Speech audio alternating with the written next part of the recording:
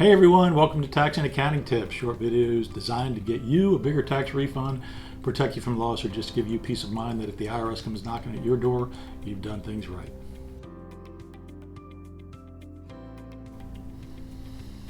Here's a question I get a lot. People ask me, if I give some money to my son or daughter, or anyone else, can I take it as a tax deduction? And if I do, does the person I gave the gift to have to show it as income on his or her tax return? The answer is no in both cases. You can't deduct your gift on your tax return, and the person who got the gift will not be taxed on it. So it's a big nothing. As a matter of fact, neither of you have to even mention it on your individual income tax returns. But there's always a but. If you give him or her more than $15,000 in a year, you, the person giving the gift, have to file a Form 709 gift tax return.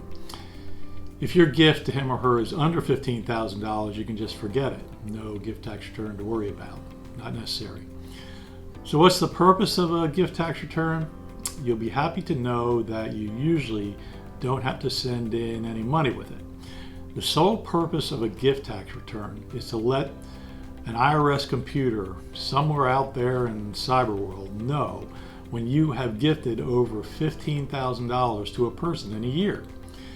What happens is the IRS computer will remember that amount and total it up, all those yearly overages over the years, over $15,000 shown in your gift tax returns until you die. Now, why is that overage amount important? Well, I'll tell you in a minute. But it just kind of tuck that away for a minute, and anything over $15,000 per year is added up, and I'll get back to it. But the next thing I want to talk to you about is what happens when you die from a tax perspective, okay? When you die, the fair market value of all your assets are added up. I'm talking your house, your car, your jewelry, your cash, your investments, everything is added up. And if the total of the fair market value of all that is over roughly $11.5 million, there's a nasty tax that ramps up to a grand rate of 40% really quickly. It's called the estate tax or inheritance tax. You hear about children who have to sell their inherited farms out west when their parents die in order to pay the tax. That's the estate tax, which is causing that. Many times there's no money to pay the tax because it's not an income tax. There may be no income. It's a value tax on the value and the market value of all the assets owned, approximately 11.5 million. That 11.5 million is known as your unified credit. It's like your shield. If you have above that amount when you die, you get taxed on it. Under that amount, no estate tax. Now let's go back to what I was talking about before, the cumulative tabulation of the amounts gifted to specific people over $15,000 annually that you told the IRS about on your gift tax returns. Well, that tabulated amount is subtracted from your $11.5 million unified credit because you basically used it during your lifetime from the gifts. For example, say you gifted away $1 million over the $15,000 per year exemption amount during your lifetime and you died. In that case, you would be shielded by only $10.5 million instead of the $11.5 million. At the 40% rate, that's quite a bit of tax. Figure 1 million times 40% is $400,000, right? Now, no, I know what you're probably thinking. I'm nowhere near 11.5 million in assets, and I probably never will be. So why do I have to file a gift tax return at all? Well, think about it. The IRS has no idea if you're going to hit the lottery before you die. So they just make a standard rule that says everyone who gives away over $15,000 in a year to a specific individual has to file a gift tax return. Done deal. Another reason they make you file is that there is no guarantee that the unified credit, the 11.5 million, is going to stay. It could go down.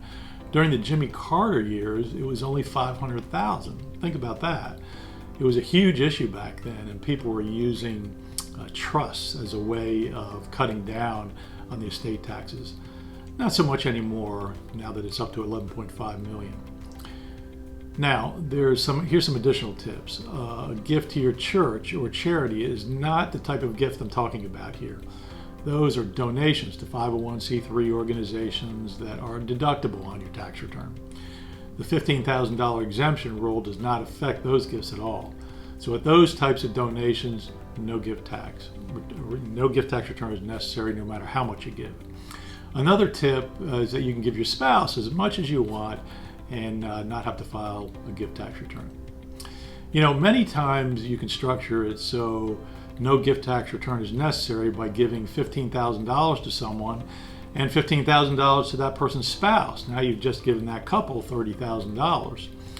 Or if you're married, you might want to give that couple more, and in that case you can give your spouse $30,000, remember unlimited gifting there, who turns around and immediately gives $15,000 to the husband and the wife, right after you just gave them $15,000 to the husband and the wife.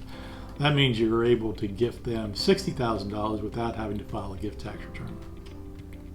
Finally, you can give an unlimited amount to someone and not have to file a gift tax return if you pay for their college tuition.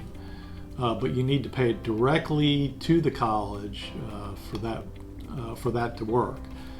By the way, gift tax returns aren't a killer. We charge $375 to prepare one, so it's not the end of the world if you need to have one prepared. But if you can get out of having to file one by following some of the tips I've just given you, all the more power to you. Anyway, I hope you enjoyed this particular tax tip. If you have any questions, give us a call and we'll do our best to give you some answers. Thanks and have a great day.